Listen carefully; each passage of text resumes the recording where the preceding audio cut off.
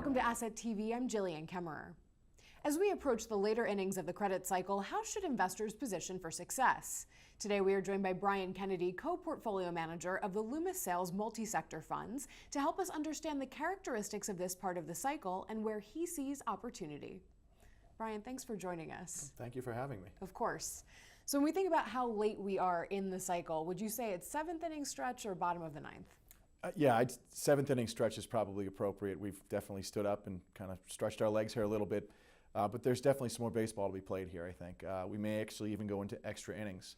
If you think about this expansion, it's actually the third longest expansion post-World War II right now. There are not a lot of signs right now that this is coming to an end. I know from our standpoint, we're not calling for a recession next year. We're looking for a little bit of higher interest rates, but right now, we still think that the economy is continuing to expand. Probably not as fast as we would like, but we're still seeing some growth out there without a lot of inflation, and so we still think that there's some good times ahead for investors. So whether we ended at 9 or we go into extra innings, what are some of the characteristics we can expect for this part of the cycle? Right, so we consider this to be expansion, the part of the cycle where you do typically see management teams get a little bit more aggressive. We have seen a fair amount of M&A over the last year or two. Most of it, from the bond side at least, has been on the investment grade side. We have not seen the type of leveraging M&A that we had seen in high yield in previous cycles, particularly going back to the last cycle, 06, 07, when you really did see a lot of companies levering up balance sheets, 7, 8, 9, 10 times leverage. We've seen a lot more of the kind of getting bigger within your own industry, or even some of the vertical integration that we're starting to see now with Time Warner and AT&T, or and Aetna and CVS. So more of a investment grade to investment grade type. So that's one characteristic I think you'd see. You will also start to see, just in general, more leverage across balance sheets and across industries. So we have seen a new high in investment grade bond leverage right now. Typically you also start to see margin compression here, so profits starting to maybe peak out, but also debt starting to grow again. So in general, it's a little bit more of an aggressive part of the cycle.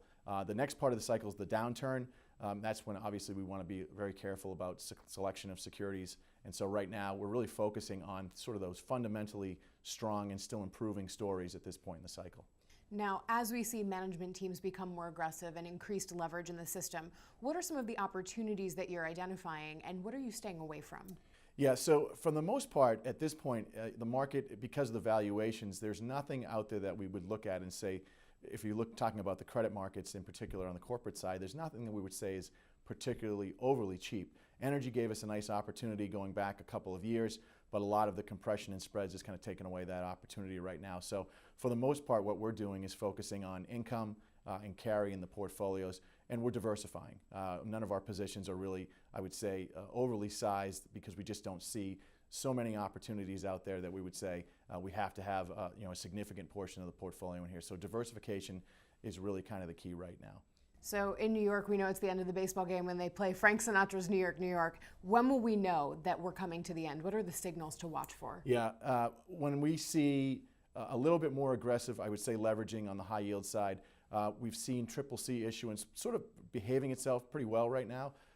Typically when CCC issuance in the high yield market gets up over 20% of total issuance, that's something that we think is a signal. The other thing I think we watch right now is just the yield curve and looking at the flattening of the yield curve that's taking place.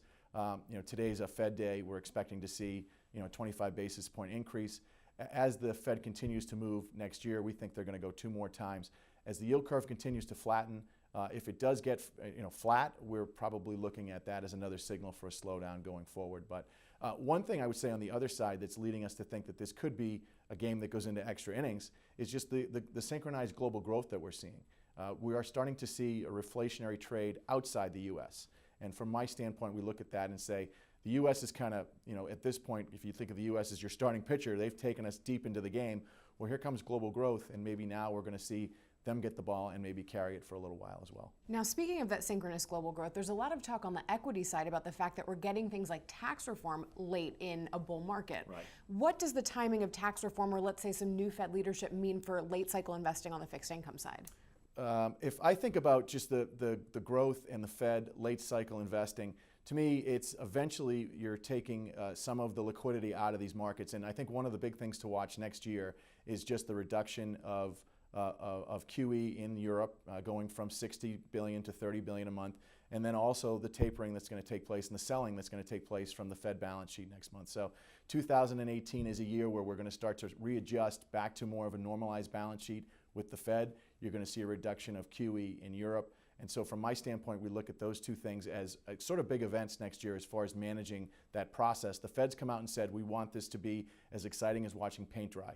And that's really going to be kind of a challenge for them, because in essence what they're saying is that we can reduce up to 50 billion a month within the balance sheet without actually affecting markets and not affecting the yield curve too much. And so remains to be seen if that gets done. But that's, I think, a big issue for us going forward next year to watch. So Brian, what about tax reform? Obviously, we're still waiting on the final iteration of this bill. What are you keeping an eye on specifically for high yield companies?